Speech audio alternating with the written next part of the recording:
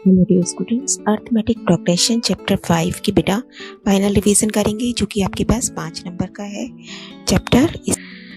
तो पहले फॉर्मूले रिवाइज कर लीजिए। Nth term is a plus n minus one d, sum of n terms is n by two a plus n minus one D.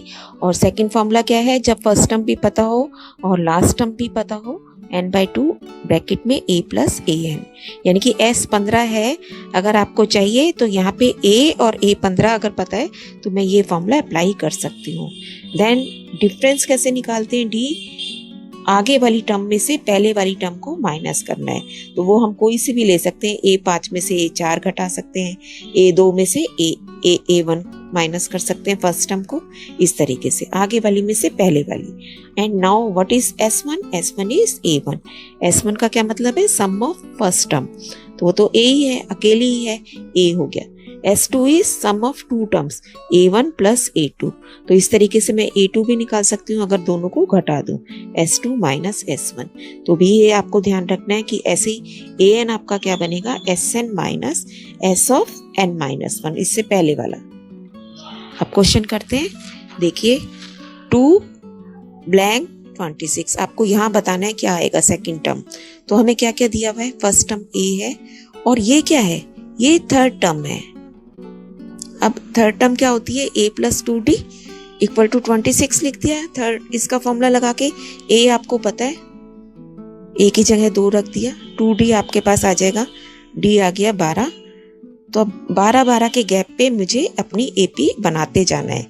तो इसका मतलब A2 जो हमारा मिसिंग है वो क्या होगा, 2 जमा 12 बराबर 14। नेक्स्ट देखिए, यहाँ फर्स्ट टर्म मिसिंग है, सेकंड दे रखी है और फोर्थ दे रखी है। तो जब भी 2 टर्म्स दे रखी है उन्हें हम लीनियर इक्वेशन की तरह सॉल्व करके A और D निकाल लेते हैं। A2 लिख लोगे, A4 लिख लोगे। A2 क्या है, A प्लस D, और A4 क्या है, A प्लस 3D। दोनों को आपस में माइनस कर देंगे, 3D में से D गया 2D, और यहाँ ये नहीं कि बड़ा नंबर देखते ही इधर 13 में से घटा दो और इधर 3 में से घटा दो। अगर मेरे को ये इक्वेशन में से आप ये घटा रहे हो तो चाहे छोटा है चाहे बड़ा है, आप सारा इसमें से ही घटाएंगे। यानी कि 3D में से D घटाया 2D, अब 3 में से ही 13 घटाएंगे, 3 में से 13 घटाया घटा 10, तो D आ गया घटा 5, D निकल गया। अब D निकालते ही आप A में यहाँ पे वैल्यू रख दोगे, A प्लस D 13 है ना आपके पास, D की वैल्यू रख देंगे घटा 5, A आ गया 18। अब A3 भी मिसिंग है, A3 का फॉर्मूला लगाया A प्लस 2D, A आपको पता है, D पता है, वैल्यू रख के निकाल देंगे आंसर।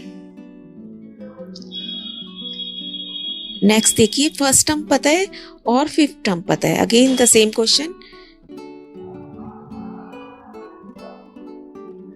A प्लस 5D लिखा, A की वैल्यू पता है, D निकल जाएगा इजीली, D निकलते ही आप पूरी AP अपनी बना लेंगे। D का है 2, तो -4 प्लस 2, -4 प्लस 2 क्या बनेगा, -2, सेकेंड टर्म आ गई -2, फिर -2 प्लस 2, 2 ऐड करते जाना है तो ये 0 हो गया। इस तरीके से कैलकुलेशन थोड़ा ध्यान से करनी है जिससे कि नंबर ना कटे आपके। कोई भी सीरीज दी गई होगी और उसमें चेक करके हमें बताना है कि AP है या नहीं है। तो आपको पता ही है कि AP कब होती है, जबकि उसकी 2 टर्म्स के बीच में अंतर हमेशा सेम रहे, D रिमेन्स ऑलवेज सेम। तो हम 1 बाय 1 3-4 टर्म्स को माइनस करके देखेंगे कि उनका अंतर सेम आ रहा है या नहीं। सारा आपको चेक करते ही नहीं चले जाना है, उसी में हमें पता चल जाता है कि हमारा आंसर क्या होगा।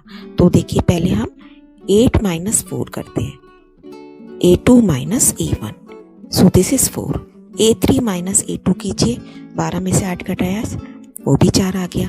अब अगला भी देखिए, 15 में से 12 घटाना है, कितना आ रहा है बेटा, 3। दैट मीन्स इसको खाली यहीं देख के आपने कंफर्म नहीं कर देना है कि ये AP है। आप देखिए एटलीस्ट 3 आप जरूर चेक कीजिए और उसके बाद आपका आंसर क्लियर हो जाएगा। तो ये कितना है, ये AP नहीं है इसका मतलब। उसके बाद आप आंसर लिख देंगे, क्योंकि अंतर समान नहीं है, D is not same, therefore it is not an AP।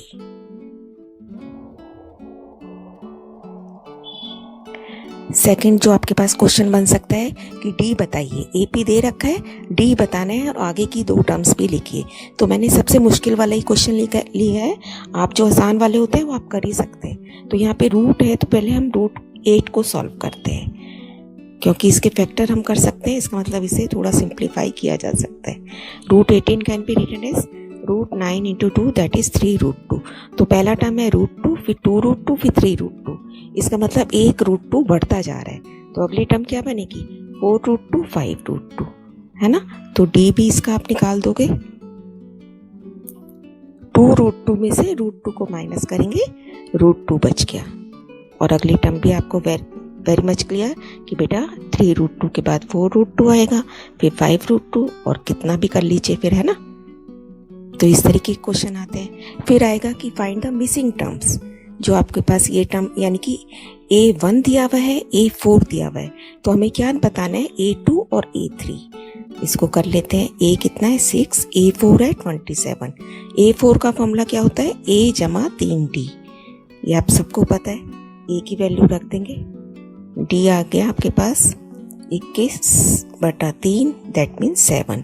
अब A और D पता चलने के बाद हम AP की पूरी कोई सी भी टर्म हम बता सकते हैं। तो अब देख लीजिए, आपको A2 बताना है। A2 क्या होता है? A प्लस D, तो यानी कि 6 जमा 7 13 बन गया। फिर A3 क्या होगा? 13 में फिर से 7 जोड़ देंगे, फिर 20 हो गया, यानी कि ये तो हमारे मिसिंग टर्म्स हैं 13 और 20। आपको इसी तरीके से क्वेश्चन पूछा जा सकता है कि इसका चौथा पद ये है, कुछ भी दे रखा होता है, और इसका 8वां पद भी दिया हुआ है, और हमें A और D बताने हैं बेटा। तो इन दोनों इक्वेशंस को सॉल्व करके हम यहाँ A और D पता कर लेते हैं, और मान लीजिए उसके बाद कहता है A15 बताइए, तो वो भी आपका निकल जाएगा आराम से, है ना। तो ये क्वेश्चन आप किसी भी फॉर्म में आपसे पूछा जा सकता है, करना हमें वही है, जो दिया है उसे ही सॉल्व करके A और D फाइंड आउट कर लेते हैं। फिर उसके बाद जो भी पूछा गया है उसमें वैल्यूज रख देते हैं। नेक्स्ट है फाइंड 20th टर्म। तो बेटा A पता है 16, D कैसे निकलेगा? 12 घटा 16। ध्यान रखना है 16 घटा 12 नहीं करना है, ठीक है। दिस इज 12 माइनस 16, तो क्या बना ये? -4। और n कितना पूछा जा रहा है हमसे? 20, और A 20 निकालना है। A 20 का फॉर्मूला क्या होता है? A जमा 19D। वैल्यूज रख देंगे। D हमारा घटा में है इसलिए D को ब्रैकेट में रखा, सॉल्व कर लिया आपने इसे, आंसर आ गया -60। उसके बाद एक से आपके पास AP दी गई है। ये क्वेश्चन आ सकता है आपके पास कि सभी टर्म्स का सम बताइए, या लास्ट से 10th टर्म बताइए, या इनकी बीच की टर्म बताइए इस AP की। ऐसे क्वेश्चन आते हैं ना। या 5 के मल्टीपल्स का, इतने मल्टीपल्स आपको दिए हुए, मान लीजिए 20 मल्टीपल्स, उसका टोटल बताइए। तो जब भी मल्टीपल्स पूछा जा रहा है इसका मतलब पहला टर्म 5 ही होगा, फिर 5 से बढ़ते चले जाएंगे।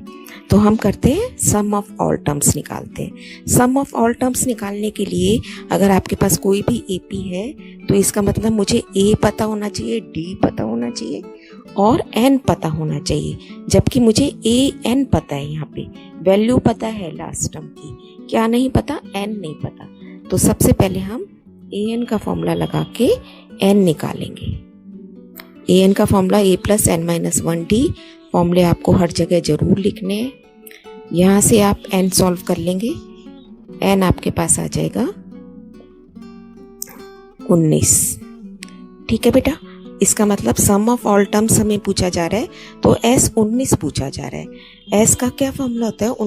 N/2, और फर्स्ट टर्म भी पता है, लास्ट टर्म भी पता है, तो हम वो शॉर्ट वाला फॉर्मूला लगा सकते हैं यहाँ पे। 95 प्लस 500 हो गया, 2 से काट दिया, 19 गुणा 50 950। तो फर्स्ट क्वेश्चन का आंसर आपका बना 950।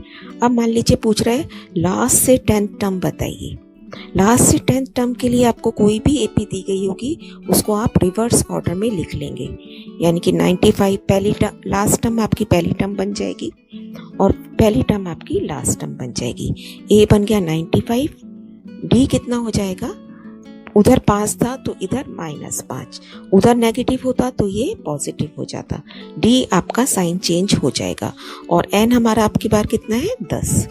अब सीधा हम A10 का फॉर्मूला लगाएंगे, a + 90, ए की जगह आपके पास 95 रखना है, डी आपका माइनस में हो गया, आंसर इज 50। अब हम करेंगे मिड टर्म बताइए।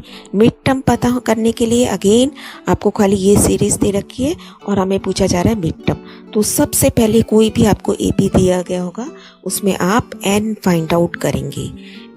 टोटल नंबर ऑफ टर्म्स पता होगा जब भी हम उसका बीच का मध्य पद बता सकेंगे।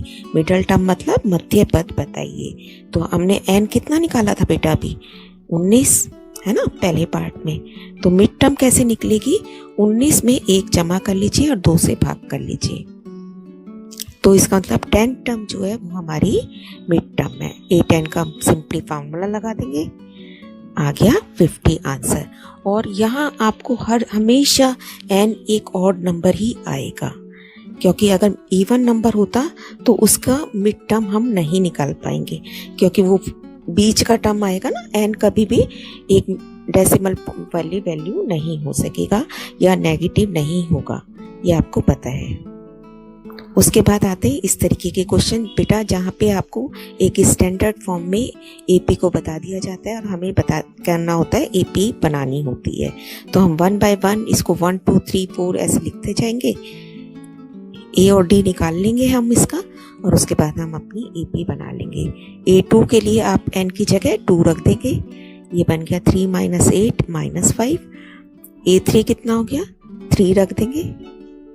अब D कितना निकला -5 में से A2 में से A1 माइनस करना है, -5 में से -1, तो ये क्या बन जाएगा -5 + 1 -4। तो इसका मतलब -4 के डिफरेंस से हमारी एपी आगे बढ़ती जाएगी। -1 -5 -9 फिर -4 फिर से करो इसके अंदर तो -13 हो जाएगा, फिर -17 ऐसे सो ऑन चलता जाएगा बेटा। और ऐसे ही लास्ट में आपके पास आता है जबकि सम के लिए हमें डिफाइन करके कुछ दिया गया है। तो इसका मतलब अगर Sn है ये, तो अगर मैं n की जगह 1 रखूंगी तो वो सम ऑफ फर्स्ट टर्म निकल रहा है। n की जगह 2 रखेंगे तो सम ऑफ 2 टर्म्स निकल रहा है। देखिए इसको इस तरीके से करना है। और सम ऑफ फर्स्ट टर्म हमारी क्या होती है, पहली टर्म ही होती है। तो ये 7 आ गया। S2 का कैसे निकलेगा, n की जगह 2 रख देंगे यानी कि 11। अब S2 होता क्या है, सम ऑफ पहली और दूसरी टर्म A1 + A2। A1 हम निकाल चुके हैं 7 है, तो A2 कितना निकला 4, 11 में से 7 गए 4। अब A2 4 है, A7 है, तो D कैसे निकलेगा 4 - 7। हमें A और D जरूरी चाहिए होते हैं ना, तो A और D निकलते ही हमारी AP बन जाएगी। 3 3 कम होती जा रही है, 7 4, 4 में से 3 गए, फिर 7 में से 3 घटाने आपको 1 में से फिर से 3 घटाने हैं, घटा दो and so on. Next question देखिए, given A = 8, AN 62, SN 210, find N and D। तो AN आपको पता है और SN पता है, तो इसको ही देखते हैं। SN का फॉर्मूला लगाया, क्या फॉर्मूला होता है A + AN। क्यों ये वाला फॉर्मूला लगाया, क्योंकि A भी पता है AN भी पता है। यहाँ से हमें क्या मिल जाएगा N, है ना। यहाँ से सारी चीजें पता है, SN पता है आपको, A पता है, AN पता है। 4 फॉर्मूले में चीजें हैं, उसमें से 3 पता है और एक जो मिसिंग है वो हम यहाँ से निकाल लेंगे। 2 ऊपर जाके गुणा हो गया, यहाँ से सॉल्व किया, काटेंगे नहीं जब तक ब्रैकेट सॉल्व नहीं हो जाती। ये 70 बन गया, n × 70। अब नेक्स्ट स्टेप में 70 से भाग कर देंगे, n = 6। अब D निकालना है आपको, D के लिए आप कोई सा भी फॉर्मूला लगा दीजिए। A6 हमें 62 दिया हुआ है, n हमारा 6 आया ना, इसका मतलब A6 62 है। A6 होता क्या है वैसे, A + 5D। तो ये हमारा आ गया 5D = 54, D = 54/5। ये आंसर आ गया बेटा। डी भी अभी मैंने आपको बताया ये बटे में हो सकता है, A बटे में हो सकता है, नेगेटिव हो सकता है, लेकिन क्या चीज कभी नहीं नेगेटिव और बटे में हो सकती, n। वो हमेशा आपका पॉजिटिव नेचुरल नंबर रहेगा। ठीक है बेटा, तो ये हमारा आई थिंक आपको भी सारा कंसेप्ट क्लियर हो गया होगा। सारा कुछ, चाहे केस स्टडी हो, चाहे कोई भी क्वेश्चन हो, उनमें सब कुछ इसी तरीके के क्वेश्चन होंगे। तो बिल्कुल अच्छे से इसकी तैयारी कीजिए, समझिए चीज़ों को और चैप्टर को पूरा रेडी कर लीजिए बेटा। Keep on learning, stay blessed.